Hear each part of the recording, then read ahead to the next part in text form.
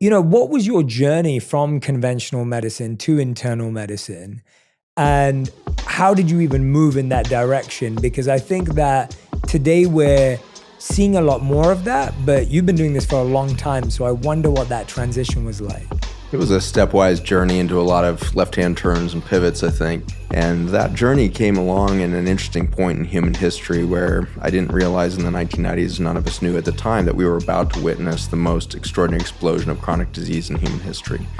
We were about to see the complete collapse of the human immune system, the human neurologic system, and the debut of things like attention deficit disorder, gluten sensitivity, Lyme disease, chronic fatigue syndromes, chronic pain syndromes, things that had simply not existed 10 years, let alone in the previous 1,000 years.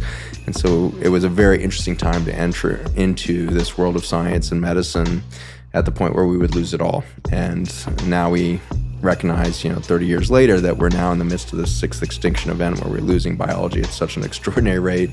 And we see not only cancer epidemics and autoimmune epidemics and the rest, we're seeing pandemics and the results of this real disruption of neural anatomy and attention deficit to autism, from Parkinson's to Alzheimer's, and this breakdown in our cell-cell communication such that we would really lose our self-identity in this milieu of inflammation and destruction at the cellular level, which of course is manifesting at the macro level as well. So we see the dissolution of sociopolitical systems and this polarization and the fear, guilt, shame paradigms amplifying as our biology collapses. So never before so interesting a moment to step into this space, and it's been a real exciting journey into realizing that the end is near of an old paradigm and the beginning is nigh for everything that we perhaps have not even yet imagined, because we are starting to realize that to be human health is to really a description of an ecosystem rather than a single species trying to met out a survival paradigm within a complex ecosystem of life. Diving deeper and deeper into the problem, I was trained in internal medicine, which is general hospital care, kind of your adult medicine, conventional pharmaceutical model, running ICUs and the like. I was a chief resident training residents and med students at the University of Virginia, and was finding that I wasn't finding the answers to how do I make my patients healthier. I was chasing disease, and it was getting more and more difficult, it seemed, every year to actually have a positive outcome with my patients. And so I felt like I needed more training, and I did endocrinology and metabolism for another 3 years, and that training really took me into what is the communication network of this exquisite symphony that we would call a human body. How does the liver talk to the brain? How does the brain talk back to the adrenal glands? How do the adrenal glands talk to those kidneys? And so that was the fascination of that hormonal network of communication, and that drove me down deeper into the second half of that specialty, which is called metabolism. How does energy get liberated within a human cell to manifest life? And the answer was just becoming obvious, was that it's actually not the human cell that's creating the energy. It's these tiny little microbes, these little bacteria that live inside of our cells, that was liberating energy for the human cell to thrive upon. And those little bacteria, often called mitochondria, are very susceptible to toxins. I was developing toxins to kill cancer cells and was watching those toxins damage this ecosystem within and then make it very difficult for a cell to recover on a cancer journey. And so it was a realization that this paradigm of poisoning for the effort of health was just chasing for the wind. So I'd spent 17 years of academia becoming an expert in cellular biology, becoming an expert ultimately in this little niche of chemotherapy, and realizing then at the end, oh my gosh, I'm chasing the wind. No matter how good my chemotherapy gets, it's never going to actually solve the problem that I face, because actually in human history, not a single case of cancer has ever been caused by a lack of chemotherapy. And so it was that kind of slippery slope of root cause, root solution to realize I'm not anywhere near the root of this thing. But my chemotherapy was in vitamin A compounds, which are nutrients, obviously, from food systems. And so that was a backdoor into the question of what happened in nutrition, that we would suddenly have all this cancer. If nutrition can kill cancer, where did that nutrient base go? And that led us then to some pretty exciting answers. And I was starting to want to ask deeper questions about how does life happen? How does biology happen? We must realize that we are a manifestation of the nutrition, the connection to nature. In the end, that long winding path took me back into this indigenous realization of we are of nature, we are of the earth. Each one of us is of the earth, and this is why we call ourselves earthlings, I suppose. But this human condition identifies that nature intended us into our existence and into our resilience and into our full potential. And it's in this last 100 years where we've accelerated this march away from that nature and the convenience lifestyles and the technology boom and everything else. And this has been that pivot point of how did we lose health? We simply distanced ourselves from nature further than we'd ever been. And we did it at these fundamentals, as you point out, of the food system. And so that was my slippery slope into what's happened to the food, which took us into what happened to the soil, which has taken us into a realization of, oh my gosh, we became chemically dependent both in our farming practices and our pharmacy of the hospital. And when we took both of those industries and said we will technologically create a new chemical that will allow us to grow food better and be healthier, we lost our underpinnings. We lost the foundation of nutritional health on the planet and the vitality of humanity.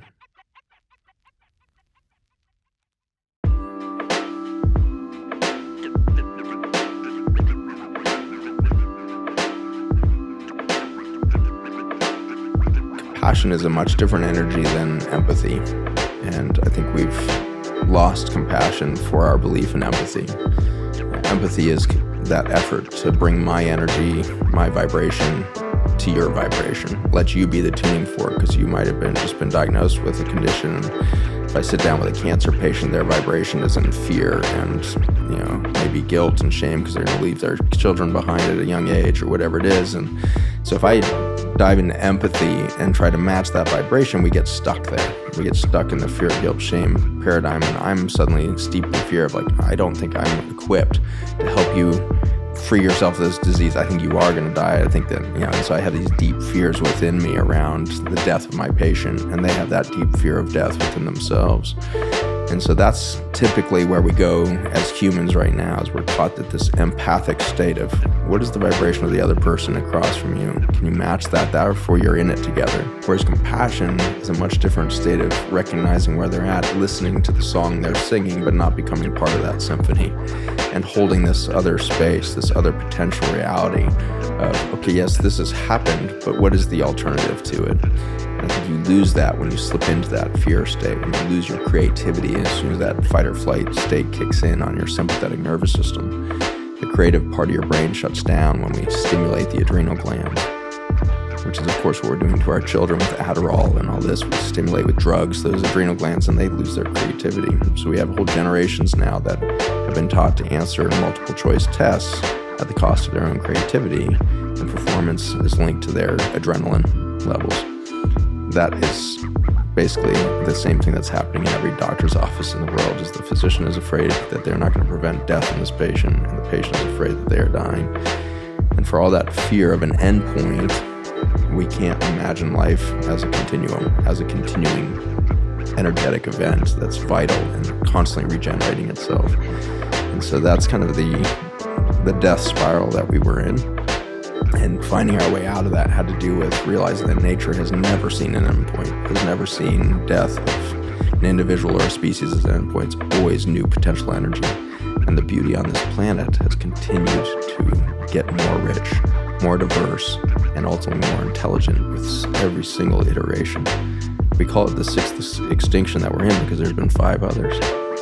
And yet life booms on this planet in ways that we couldn't have imagined before that last extinction. 60 million years ago, the dinosaurs were walking around on topsoil levels that were 30 feet deep. We're lucky to find 3 inches of good topsoil on the earth right now. 30 feet deep topsoils, root systems of ferns and palms that allowed for those forms of vegetation to fuel those dinosaurs into these massive bodies because there was so much nutrition, so much energy available. And then the topsoil died. An asteroid hit, choked the topsoils out, and life on Earth disappeared for a moment.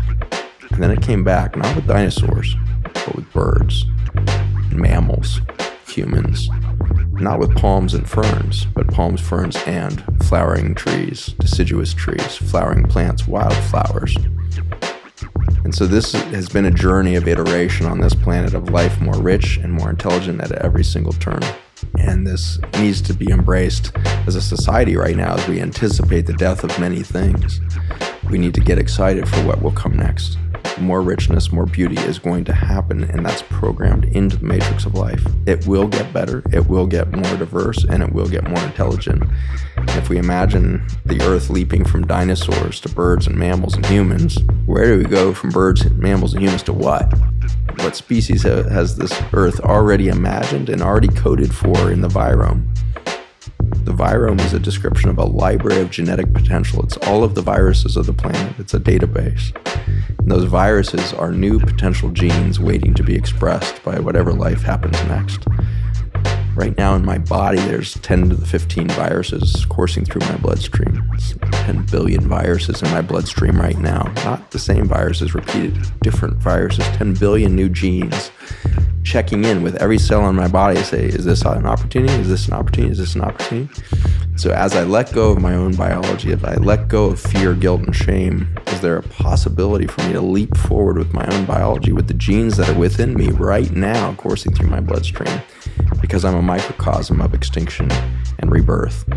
And this is where medicine has really failed us, is it was a belief of scarcity rather than abundance, death rather than rebirth, fear of that everything was against us rather than perhaps everything is for us.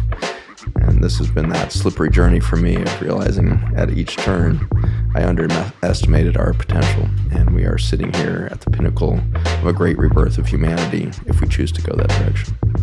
I guess if anyone's feeling that way on a personal level, where they're living in that scarcity, they're living in that fear, they're living in that insecurity of, and just challenging. I don't know what to do. I don't know where to start. There's so many things that I need to sort out with my health. There's, I'm worried about, I keep hearing about my nervous system and the microbiome, and it just feels like overwhelming because we've been so uneducated and untrained in our bodies, right? It's almost like we've been given these bodies since we've been born, but we're so uneducated about how to use them and what they need and what's good for them and what's bad for them. And so if someone's feeling in a state of overwhelm, where do you suggest they begin? We've been working for the last 15 years in our laboratory and in our clinics to sort out what's the simplest approach to beginning again. Because I think we really are at the end of physiology. When we see 2-year-olds with osteosarcoma, when we see 15-year-olds with psychotic major depression, and when we see a 20-year-old with life-threatening autoimmune disease, all of these conditions are saying that we need a radical revolution. And so we've been working through all of the complexity of the diseases and the root causes and everything else to find that there's really 8 very basic things that start to build physiology from the ground up at the cell level and therefore at the organism level, and from the organism to the species. And those 8 things really revolve around some very basic lifestyle interventions, the first of which is coming out of fear. And so we spend the first segment of this process of finding self within the context of all the anxiety that you have, that you might feel like you're dying, that you feel like it's hopeless, feel like all the cards are stacked against you. How do we get out of that paradigm quickly?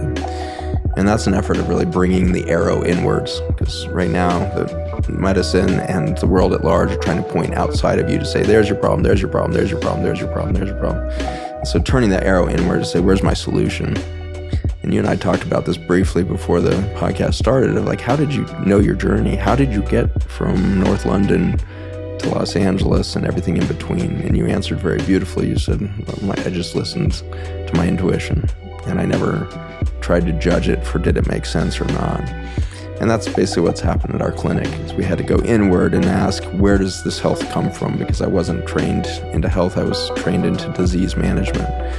And so as myself and my colleagues started to put that arrow inward, we found, wow, this is really exciting. It's super simple in the end. It's not 1,000 diseases against humans. It's one health waiting to emerge.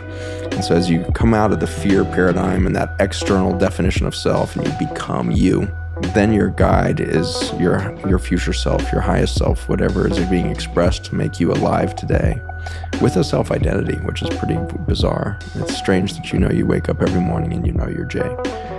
It's strange that I haven't woken up and at some point thought, I'm Jay Shetty, because we're really the same thing. Like, we're same biology, same thing. I'm in Los Angeles. I could have bumped into the J wave very easily and been like, I'm Jay Shetty. And yet you keep being you, no matter how close in proximity others are around you, no matter how much food you share the same, beliefs you share the same, you keep being you. And the really trippy thing is I get to, in that ICU setting, see people let go of the body and die. Heart stops, brain waves come to a standstill, they leave that body, and then they suddenly reanimate. Doing chest compressions, we're shocking them, whatever's going on, or sometimes they just spontaneously come back into that body. And they traveled after that body stopped, after that heartbeat stopped. They traveled around, sometimes in the room, sometimes great distances around the planets to visit loved ones, etc., sometimes off the planet into the cosmos. And at no point in that after-death journey did they lose track of their self-identity. And so that is a very strange thing about near-death experiences that I think has been underexplored. Your identity preceded your biologic expression and will follow your biologic expression as your body, but you're you. When we begin health at that point of realizing that's a permanent condition that can't be destroyed by biologic processes, that's your original math. That's the vibration you're going to follow. For me, that's the anatomy of the soul.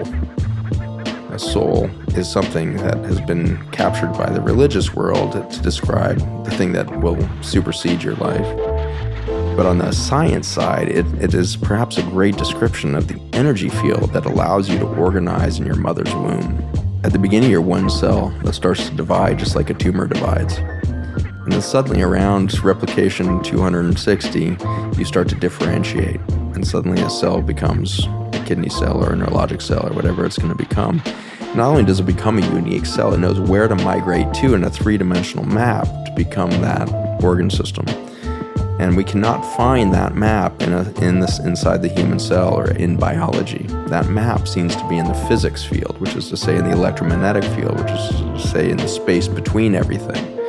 Your body, as solid as it appears to me right now, is 99.999% vacuum space, filled with an electromagnetic field, which is super dense, that organizes the reality of tissue around it. The solid is organized by the vacuum. And so that thing that organizes Jay Shetty every millionth of a second to reorganize itself, because you disappear and reappear constantly, approximately every millionth of a second, and you keep being you. You keep coming back every millionth of a second. So 1 million times a second, I'm remanifesting in front of you with a map from that electromagnetic field. So perhaps that's the anatomy of the soul. Perhaps that's the thing that holds the original you. And we have set this world up for dis-ease by convincing you you're a whole bunch of identities outside of yourself.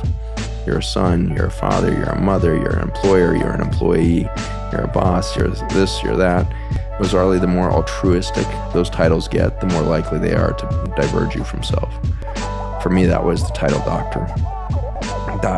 The whole world wanted to make me feel like that was the most important thing I had accomplished. And this is what gave me value in society.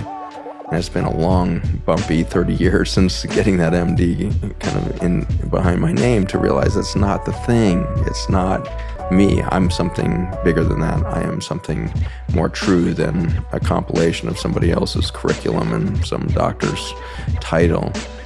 And when you find that original vibration of this is me, you become very potent. You start to tune to something bigger than the biology would have you believe in. And in that, you start to do something different with your relationship to everything. No, thank you for explaining that. It's incredible how little we know. I mean, when I'm listening to you, I'm just thinking to myself, I'm like, we just don't know enough. And individually and collectively as well.